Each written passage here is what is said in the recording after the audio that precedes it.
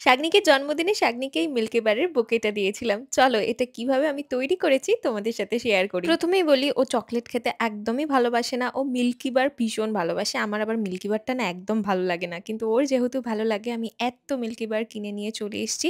তারপরে সেগুলোকে ভালো করে স্টিকে আমি আটকে দিয়েছি। এখন সেলো টেপ দিয়ে ভালো করে একসাথে আমি এটাকে দেখো আটকে দিলাম।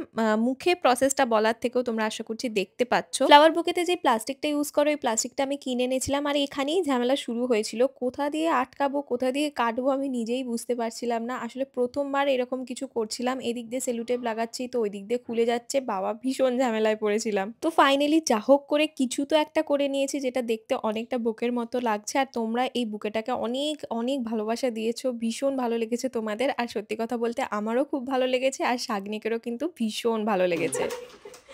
দারুণ দারুণ মিল্কি বার এইটা